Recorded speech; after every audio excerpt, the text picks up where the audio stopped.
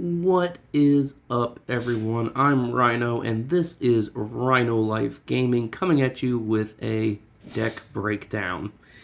If you've been paying attention to Modern Horizons 3 spoilers, you've probably already seen this dude, Basking Broodscale. If you haven't seen it, well, the claim to fame is that it's really easy to go infinite with.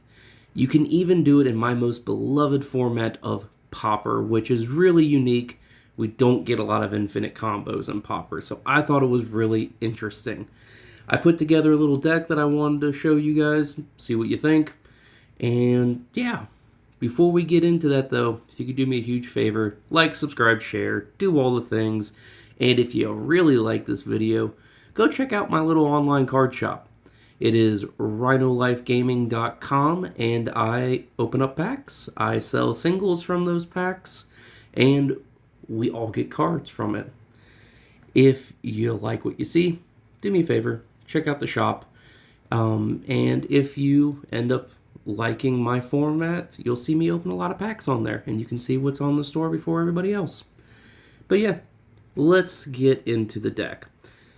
So I am calling this deck Infinity Lizard. Its win con is obviously Basking Broodscale, which I guess I should go over. Basking Broodscale is 1 in a forest. It is a Eldrazi lizard creature. It's devoid, and if you tap one, if you tap 1 and a green, you adapt 1. Which, if this creature has no +1/+1 counters on it, put a +1/+1 counter on it. Then it has the text, whenever 1 or more +1/+1 counters are put onto Basking Broodscale, you may create a 0/1 Eldrazi spawn creature token with sacrifice this creature, add a colorless. Like I said, really easy to go infinite with this one. How we do it in Pauper is we take Basking Broodscale, and we pair it up with Sadistic Glee, which is 1 swamp enchantment. Whenever a creature put into any graveyard from play, put a +1/+1 counter on enchanted creature. So if you're new to Magic, and you're not familiar with how tokens work when they die, tokens do hit the graveyard before they disappear into the infinite. So this card sees that interaction happening, which then triggers the creation of a little Eldrazi spawn token. You can rinse and repeat infinitely.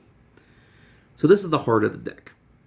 These two cards here, Sadistic Glee and Basking Broodscale, we have figured out how to go infinite. Now, how do we benefit from going to infinity? Well, the first one that came to mind for me was Nadir's Nightblade. This is 2 and 1 black, Elf Warrior. Whenever a token you control leaves the battlefield, each opponent loses 1 life and you gain 1 life. It's also a 1/3, which makes it a really good blocker for the Pauper format. So your opponents are losing infinite life, you're gaining infinite life off of the Broodscale Glee interaction. I also came up with another plan of Rite of Consumption, which is 1 and a black. As an additional cost to Rite of Consumption, sacrifice a creature. Rite of Consumption deals damage equal to sacrifice creature's power to target player. You gain life equal to the damage dealt this way. So there we go. We have our infinite combo, and we have 2 ways of getting payoffs from that. Now comes the tricky part. Pauper is not known for its creature tutors. We don't really have any. My solution is drawing cards via Ancient Stirrings, which is a forest. Look at the top 5 cards of your library. You may reveal a colorless card from among them and put it into your hand, then put the rest at the bottom of your library in any order. Good card, especially for 1 green. And then we also have Deadly Dispute, which is 1 and a black. As an additional cost to cast the spell, sacrifice an artifact or creature. You get to draw 2 cards and create a treasure token. Now, this card pairs very well with another card in this deck that I'll show you in just a moment. But the main idea is to mainly draw into what combo pieces we don't have, and to make that more effective, we are going to thin the Infinity Lizard deck out in any way that we can. The best way I've always known to do that is to make it so you have less lands to grab from. I'm doing that via Farseek. It's 1 and a green. Search your library for a Plains, Island, Swamp, Mountain card and put it onto the battlefield tapped and shuffle. That plus the Haunted Mire, which is a common Swamp Forest, it's a pretty good little combo. Feels pretty good. Then you have Arbor Elf, where you can untap a forest. Just makes your mana ramp really good. The other deck thinner that we have is Self-Assembler. It is a 5-drop. Whenever Self-Assembler enters the battlefield, you may search your library for an Assembly Worker creature card, reveal it, put it into your hand, then shuffle. So it's a really good way of grabbing itself and thinning your deck out that way while getting a pretty beefy 4/4 on the board. Now, even though it is a 5-drop, we have quite a few ways to make mana ramp in this deck via Nest Invader, Farseek, Arbor Elf. We have lots of ways to get a lot of land really quick. So then, how does this deck playing out so far? I guess I should go over the lands really quick. For the land base, I already went over Haunted Mire. It just combos off really well, Farseek and Arbor Elf. We're running 8 forests in the deck right now and 6 swamps. I also have 2 Cave of Temptations in case the game is just really going way too long. It's mostly in there for that 4-tap, sacrifice a Cave of Temptation, put 2+1/+1 counters on target creature. Just to give either, probably Nest Invader would be the main target, or Self-Assembler a little bit more beefiness to try and finish out the game. If the combo for some reason isn't going off, we can always Rite of Consumption one of these beefed up creatures to help get some extra damage. And I mean, Nest Invader is a solid 2/2, and Pauper 2/2 is not bad. You can get a lot of work in with that. And a 4/4 will, that in some decks, a 4/4 is a win condition when it comes to Pauper.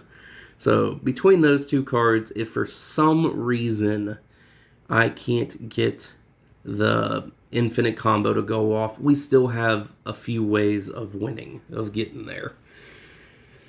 Now, how is the deck playing? I've been playtesting this thing pretty regularly here on Arcadeck, and I think I pronounced that right.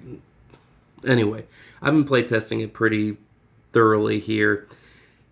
It seems to go infinite almost always by turn 5. Turn 5 seems to be the latest. I mean, like, not the latest that it goes infinite, but it consistently goes infinite turn 5.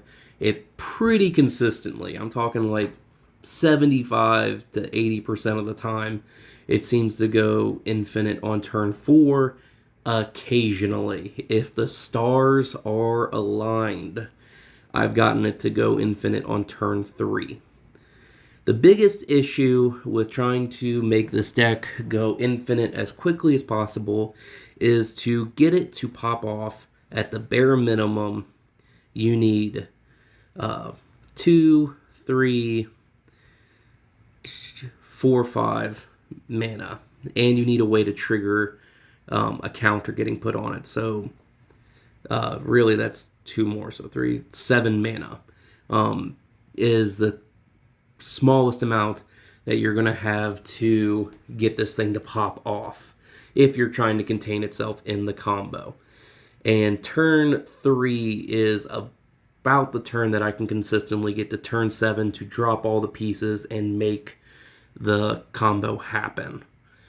But there are a couple ways I've thought that I might be able to speed that up a little bit. So let's go to our little maybe board down here. The first way is Lotus Petals. It's going to jack the price of this deck up way high.